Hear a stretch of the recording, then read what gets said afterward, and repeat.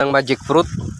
Ito po yung pag kinain po ninyo tapos kakain kayo ng mga maasim ay matamis po yung lasa niya. Ito po, titingnan natin. Igala ko kayo doon sa mismong puno ha, baka hindi pa kayo nakakita ng puno nito. Ito siya, maliit lang po ang puno niya mga guys. Oh, ito. Ayan yung mga bunga. Oh. Yan. Maliit lang, yan, ganyan lang siya. Tapos mamaya mga guys, titistingin natin yung kakain tayo ng kalamyas. Maasim yung kalamyas eh. Kung magigiba ba yung mukha natin.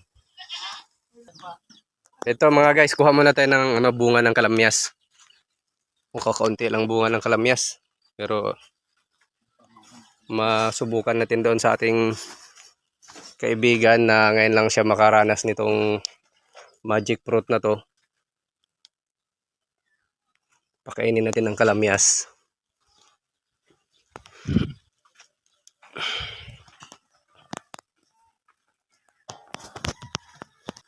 Ito mga guys, hindi nakatiis si Ate Lani. Nakakain. Kainin niyo muna to, kainin niyo na yan. Yan. Yun, kumain na. Tapos pakainin natin ng kalamyas. Tapos tingin kayo dito kung gigiba ang anong masasabi nyo? Yan, asim. Walang asim? Ay napaka-asim niyang kalamyas. Tamis nito. Mga guys, dinarayo pa namin ito sa Encarnacion Calatagan. Ito para lang may makita nyo talaga yung magic fruit, no? Kaya paano naman dyan? Pahingi naman ng subscribe yan mga guys. O tingnan mo naman, oh.